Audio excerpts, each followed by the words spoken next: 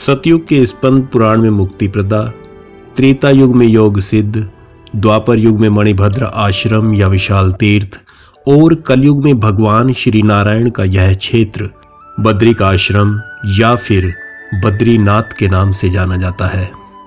समुद्र तल से 10,300 फीट की ऊंचाई पर उत्तर भारत के गढ़वाल क्षेत्र में अलकनंदा नदी के किनारे पर बसा हुआ है भगवान श्री बद्रीनाथ का यह मंदिर, जहां हर साल 10 लाख से ज्यादा श्रद्धालु भगवान विष्णु के दर्शनों के लिए आते हैं। बद्रीनाथ आने वाले यात्रियों का पहला पड़ाव ऋषिकेश होता है। ऋषिकेश से बद्रीनाथ की दूरी लगभग 285 किलोमीटर यानी 285 किलोमीटर है और यह दूरी पूरी करने में करीब 11 से 12 घंटे का समय लग जाता है। यह 285 किलोमीटर की यात्रा आप टैक्सी, बस या फिर शेयरेबल टैक्सी से कर सकते हैं। पर्सनल टैक्सी का बद्रीनाथ आने और जाने का किराया लगभग 10,000 रुपये होता है। बस में यह किराया 500 रुपये प्रति यात्री होता है और अगर आप शेयरेबल टैक्सी करते हैं तो यह इस यात्रा का एक अच्छा साधन है और इसमें 700 से 800 रुपये प्रति व्यक्ति किराया देना होता है। ऋषिकेश से बद्रीनाथ की यह सड़क यूं तो बड़ी अच्छी स्थिति में है, परंतु कई जगहों पर यह सड़क बहुत संकरी हो जाती है और कुछ जगहों पर लगातार लैंडस्लाइडिंग होने के कारण आपको कुछ समय रुककर सड़क खुलने का इंतजार भी करना पड़ सकता है। ऋषिकेश से बद्रीनाथ के बीच देवप्रयाग, श्रीनगर, रुद्रप्रयाग, कर्णप्रयाग, चमोली, गोपेश्वर, पांडुकेश्वर और गोविंद घाट जैसे कई शहर हैं जहां पर रहने, खाने और मेडिकल की सारी व्यवस्थाएं उपलब्ध हैं। यह जोशीमठ से आगे बद्रीनाथ जाने वाली सड़क है। यह सड़क कुछ साल पहले तक बहुत संकरी थी और इसमें एक बार में एक ही तरफ से ट्रैफिक को छोड़ा जाता था, परंतु इस रोड की कंडीशन बहुत अच्छी है और इससे आपका बहुत समय बच जाता है। आज से 150 साल पहले तक इस मंदिर के आसपास 20 से 25 कच्चे घर हुआ करते थे जिनमें यात्रियों के रुकने की व्यवस्था की जाती थी।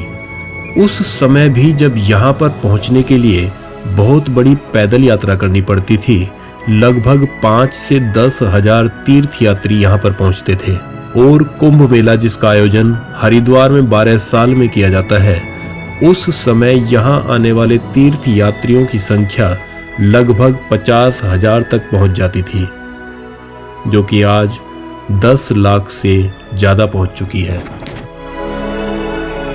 ऐसी जगहों पर जहाँ पर लैंडस्लाइडिंग का खतरा है, आपको जल्दी से निकलना चाहिए।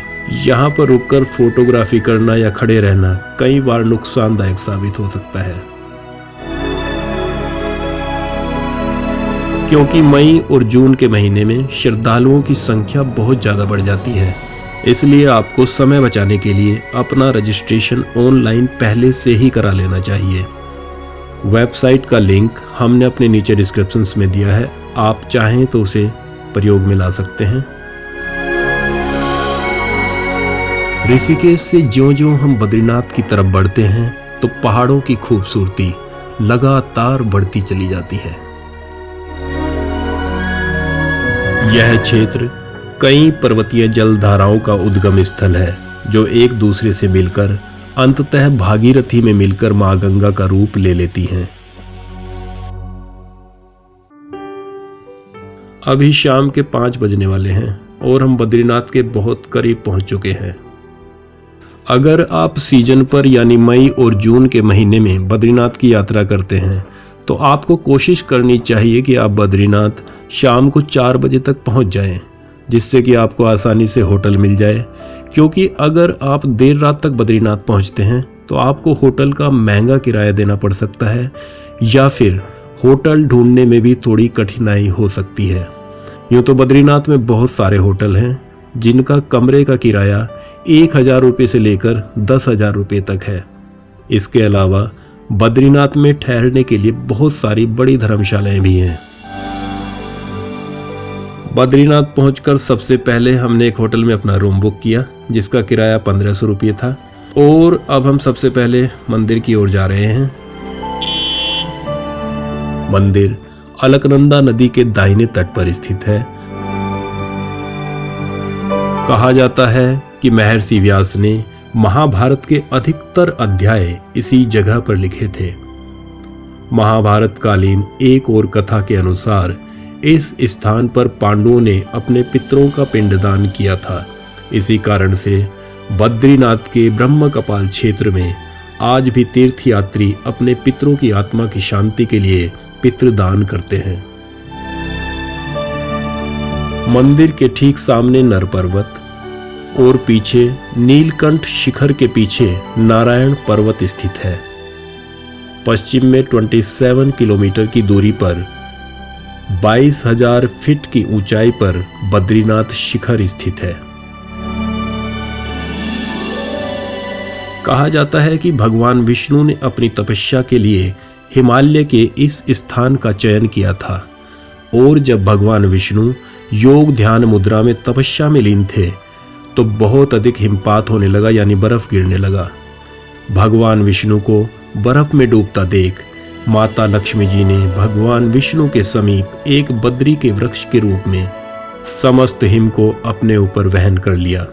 कई वर्षों बाद जब भगवान विष्णु ने अपना तप पूर्ण किया तो देखा कि लक्ष्मी जी बर्फ से ढकी हुई हैं।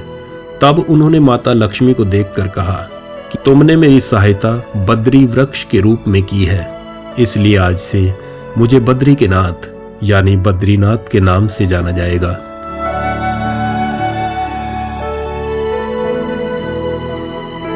इस द्वार के बाद मंदिर के अंदर फोटोग्राफी या वीडियो बनाने की अनुमति नहीं है, इसलिए हम आपको सब वीडियो नहीं दिखा सकते, परंतु हमने जो अंदर देखा उसके बारे में आपको जरूर बता सकते हैं।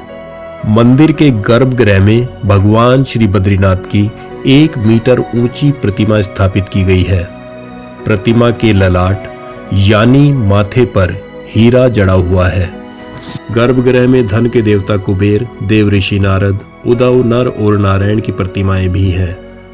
मंदिर के प्रांगण में चारों ओर 15 और मूर्तियों की पूजा की जाती है, जिनमें मां लक्ष्मी, गरुड़ और 9 दुर्गा की प्रतिमाएं शामिल हैं।